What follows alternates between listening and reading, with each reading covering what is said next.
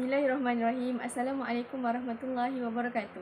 Nama diberi Nur Syazana binti Aziz, bernombor metrik D202111000478, akan membentangkan tajuk berkaitan alat gamelan Melayu. Mari kita lihat. Sebelum memulakan pembentangan saya pada hari ini, izinkan saya memperkenalkan sedikit latar belakang berkaitan dengan biodata saya. Lahir pada 17 November, merupakan anak ketiga daripada 7 beradik, berasal dari Perak Darul Rizwan dan mengambil jurusan ijazah sarjana muda bahasa Arab dengan pendidikan. Baiklah, saya teruskan dengan definisi konsep gamelan Melayu. Ia berasal dari bahasa Jawa iaitu gamil yang bermaksud pemukul dan bergamilan, bermaksud memainkan peralatan muzik secara dipukul, dipalu ataupun ditabuh. Di Malaysia, gamelan didefinisikan sebagai muzik joget yang merupakan persembahan tarian istana yang popular semasa zaman Kesultanan Riau, Lingga khususnya ketika pemerintahan Sultan Abdul Rahman II. Di Malaysia, perkataan gamelan merujuk kepada satu jenis ensemble alat-alat muzik yang dipalu. Terdapat dua tradisi bergamelan di Malaysia iaitu gamelan Terengganu dan gamelan Johor. Gamelan Terengganu dianggap sebagai gamelan tradisi Melayu yang mempunyai 7 alat utama, manakala gamelan Johor mempunyai 9 alat, generalnya hampir sama dengan gamelan Jawa. Gamelan Terengganu berskala pentatonik biasanya dimainkan mengiringi tarian, manakala gamelan Johor berskala slendro dimainkan dalam persembahan wayang kulit Jawa. Seterusnya, saya teruskan dengan sejarah perkembangan gamelan Melayu. Sejarah perkembangan gamelan Melayu bermula dari perkahwinan Tengku Hussein, putera Sultan Abdul Rahman Mahmud Shah III dari Kerajaan Riau Lingga dengan Wan Esah Adinda kepada Bendahara Ali Pahang yang menjadi perhubungan erat antara dua kesultanan. Pada tahun 1835, Yang Mulia Datuk Bendahara Seri Maharaja Pahang telah berangkat ke Lingga untuk menghadiri pertabanan Sultan Mahmud Muzaffar Shah telah melihat persembahan gamelan.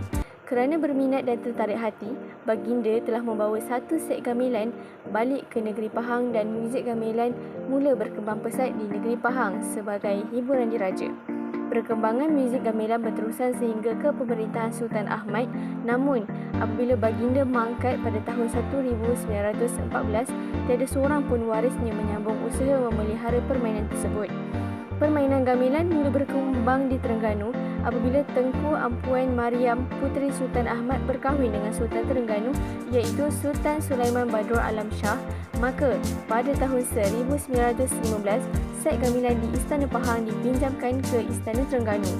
Di Terengganu, permainan gamelan mula berkembang pesat di bawah kepimpinan Tengku Ampun Mariam dan Sultan Sulaiman telah menukarkan nama joget gamelan Pahang kepada joget gamelan Terengganu yang sehingga kini dikenali sebagai gamelan Terengganu. Pada tahun 1973, Sultan Abu Bakar Pahang telah mengambil kembali set gamelan Pahang yang berada di Istana Terengganu untuk disimpan di Istana Pahang dan kemudiannya dihadiahkan kepada Muzium Sultan Abu Bakar, Pekan Pahang dan kekal sehingga hari ini. Berikut antara peralatan gamelan Melayu. Yang pertama, keromong atau bonang, gambang, demong, sarun barun, sarun peking, kenong, gong dan gendang. Sedikit penerangan berkaitan kenong. Ia dari keluarga idiofon yang terdiri dari 3 atau 5 bonang. Biasa dimainkan di akhir setiap bar dalam sesebuah lagu. Diperbuat daripada campuran tembaga dan pengentutnya diperbuat dari kayu yang dibaluti kain atau getah. Mempunyai PIC yang tetap iaitu fixed pitch yang diasaskan kepada western tempered pitch. Gong bersaiz sederhana yang disusun mengikut bunyi 1, 2, 3, 5, 6. Bunyi 1 diganti dengan 1. Alat kenong diletakkan di tempat yang lebih tinggi, maka pemain memerlukan tempat duduk yang sama tinggi dengan alat ketika memainkan instrumen kenong ini.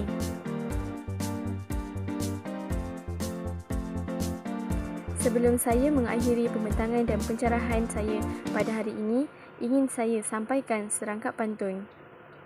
Kalau ada sumur di ladang, boleh saya menumpang mandi. Kalau ada umur yang panjang, semoga kita dapat berjumpa lagi. Itu sahaja daripada saya. Sekian, wabillahi taufik wal hidayah. Wassalamualaikum warahmatullahi wabarakatuh. Sekian, terima kasih.